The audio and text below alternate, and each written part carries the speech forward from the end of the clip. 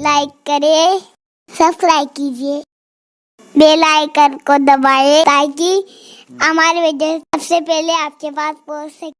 शिक्षा उस शेरनी का दूध है जो इसे पिया है वो दहाड़ा है, और आप अगर दहाड़ना चाहते हैं तो शिक्षा के सिवा कोई रास्ता नहीं है आपको। फिर सब हर कदम पे लोग आपको दबाते हैं। कलाम साहब ने भी कहा था कि किसी देश का भविष्य किसी कॉलेज के अंतिम बेंच पर बैठा हुआ विद्यार्थी के देख क्या बता सकते हैं। गरीबी होना कोई पाप नहीं है।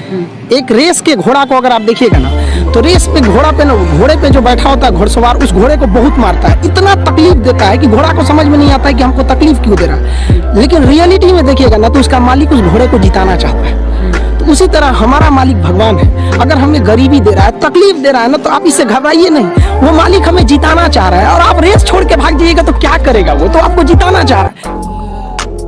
आप अगर कोई मूवी देखती हैं तो आपको 2 से 2.5 घंटे की मूवी बड़ी अच्छे से याद हो जाती है। लेकिन आप कभी गौर कीजिएगा कि उस मूवी को बनाने वाला डायरेक्टर उस 2 घंटे की मूवी के लिए 2 साल से मेहनत कर रहा था, तब तो आपको याद हो गया ना। तो उसी तरह की स्टूडेंट जो होता है ना, उसके मेहनत को कम करने के लिए एक टीचर को मेहनत करना पड़ेगा, उसे प्रेजेंटेशन देना पड़ेगा, उसे अपनी भाषा में बताना पड़ेगा कि एक लड़का जो है वो भोजपुरी बेल्ट का है। भोजपुरी वालों को तो पहले ये लगता है कि हम बहुत पीछे हैं। अरे भाई, तुम नहीं पीछे हो। जितना एक CBSE ICSE बोर्ड का जानता है उतना ही तुम जानते हो। बल्कि ये जो गांव के लड़के ये ज़्यादा मेहनत करते हैं, 20-20 किलोमीटर साइकिल चला के आते हैं। किसी शहर के लड़के के लिए पॉसिबल नहीं है उतना, तो ये ज़्यादा मेहनत करते हैं। तो इनके लिए क्या होता है ना कि इनके पास सुविधाएं। स्टूडेंट्स की सफलता में 3 चीज़ का योगदान होता है। एक उनके गार्जियन का योगदान होता है। गार्जियन को भी हर पल उसको डर बना के रखना चाहिए कि भैया तुम पढ़ो इसको।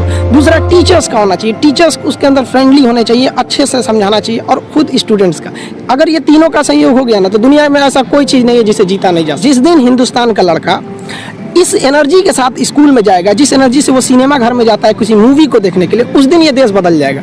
और ये पक्का बदलेगा, ये मेरा पूर्ण विश्वास है। थोड़ा वक्त लगेगा, लेकिन ऐसा नहीं है कि बदलेगा नहीं। पढ़ाई इतना दिलचस्प चीज़ होता है ना कि आपको 1 घंटे का क्लास कब खत्म हो जाएगा पता ही नहीं चलेगा, बशर्ते टीचर्स उस माहौल में देखा हो। देखिए, पढ़ाई की 2 चीज़ें होती है। एक टीचर जो होता है ना, वो तो पढ़ लिया, उसका लेवल बहुत ऊपर है, और जो स्टूडेंट है ना, वो तो अभी शुरुआत कर रहा है, तो उसका लेवल बहुत नीचे है। बड़ा अंतर होता है ना, ये 2 चीज़ों में समन्वय बनाना। जैसे सुई में धागा डालना, दोनों को एक लाइनर होना जरूरी है, तो ही जाएगा। तो इसलिए क्या करना है कि टीचर्स को अपने लेवल को थोड़ा सा नीचे लाना। उसके लिए आसान है टीचर को कि भाई जो समझा रहा है बड़े लैंग्वेज में, उसको देहाती लैंग्वेज या नॉर्मल लैंग्वेज में समझाए, अपने लेवल को थोड़ा सा नीचे। और लड़के का भी ये कर्तव्य बनता है, माँ बाप का भी कर्तव्य बनता है कि उसको हमेशा प्रेरित करें कि थोड़ा सा तुम घर से थोड़ा सा मेहनत करके आओ इसमें कि सर आज क्या पढ़ाने वाले हैं। जैसे ये हो जाएगा फिर कोई समस्या नहीं आएगी। तो टीचर स्टूडेंट दोनों की ओर से होना चाहिए इस चीज़ को। लेकिन टीचर को समझना चाहिए कि आप पढ़े लिखे हैं, आपसे गलती ना हो, इसलिए आप लड़कों को उनकी कमजोरी तक में बताएं। यहाँ पर बहुत से लड़के होते हैं वो तो सवाल ही नहीं पूछ पाते हैं डर के मारे। ये नहीं होना चाहिए, क्योंकि वो टीचर को टीचर समझ रहा है। लेकिन अगर टीचर को जिस दिन वो दोस्त समझने लगेगा ना, वो सवाल पूछेगा। और अगर वो सवाल नहीं पूछ रहा है तो आप क्या कर रहे हैं? 130 करोड़ जनसंख्या में आप एक मानव संसाधन को खराब कर रहे हैं अपने विद्यालय में बैठा के। वो सवाल नहीं पूछा तो क्या करेंगे?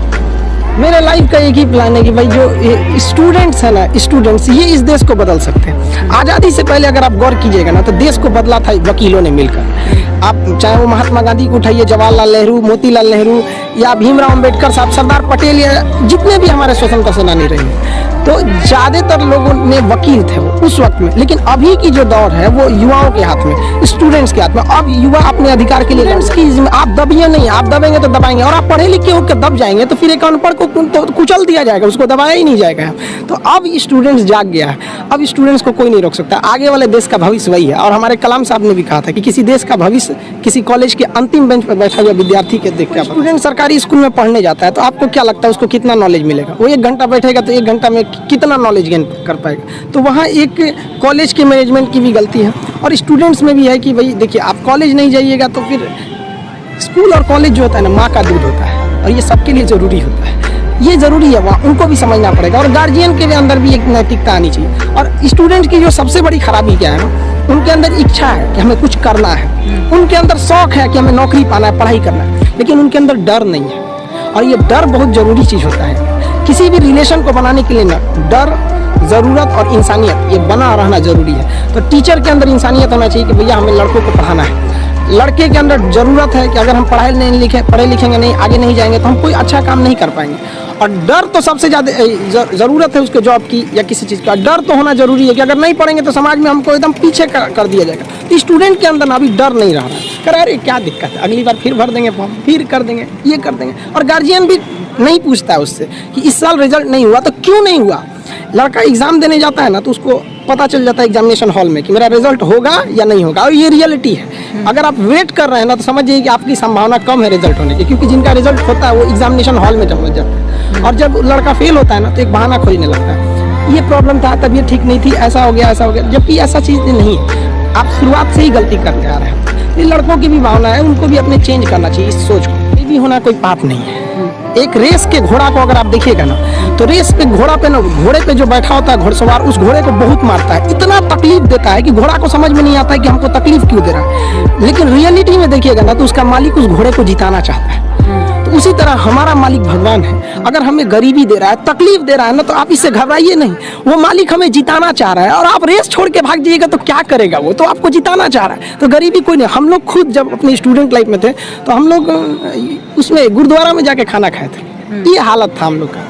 इसीलिए हम भी अब कभी कभी जहाँ पे मतलब फ्री डोनेशन में नहीं, समाज सेवी लोग खाना खिला देते हैं, तो उतना घर से हम लोग कभी कुछ नहीं था तो वहाँ जाके खाना खा लेते थे। इसीलिए अब जब आदमी के पास है तो हम लोग भी थोड़ा अनाथ आश्रम या ऐसे चीज़ों पे हेल्प कर देते हैं। तो ऐसा नहीं है कि हम लोग भी बहुत बड़े घर से आए थे लोग, ऐसा नहीं है। तो गरीबी कोई बाधा नहीं उत्पन्न करती है, लेकिन अगर आपके दिमाग में बैठ जाएगा हम गरीब हैं, कुछ नहीं कर सकते, ये सब, अगर एक डॉक्टर ये सोचने लगे ना कि हम डॉक्टर हैं तो फिर मरीज का अच्छा से इलाज नहीं कर पाएगा। अगर डॉक्टर ये सोचे ना कि हम भी मरीज हैं और ये सोच के वो इंजेक्शन लगाए कि हम अपने को लगा रहे हैं, तो फिर उस मरीज को थोड़ा कम दर्द होगा। तो टीचर जब ये सोच के पढ़ाने लगेगा ना कि हम टीचर हैं, तो फिर स्टूडेंट को समझने में दिक्कत आ जाएगी। तो टीचर को ये सोचना चाहिए ना कि हम भी आज एक स्टूडेंट की तरह ही हैं, और एकदम मिनिमम भाषा, मतलब एकदम नॉर्मल भाषा में उसे समझा। जहाँ तक बात करें ना कि सीबीएसई बोर्ड या जो बड़े लोग होते हैं उनके बच्चे अच्छे हैं, तो देखिए एक बात बताते हैं, हथियार कितना भी खतरनाक और बड़ा क्यों ना हो जाए, चलाने वाला खतरनाक होना चाहिए। तो कॉलेज और स्कूल कितना भी अच्छा क्यों ना हो, पढ़ने वाला स्टूडेंट के अंदर मेहनत होना चाहिए। हिंदी मीडियम वालों के अंदर मेहनत ज़्यादा होता है, गाँव के लड़कों के अंदर बहुत मेहनत होता है। उसके पास पसीना होता है ना तो एसी नहीं चलाता है, गमछा से मार लेता है पसीना,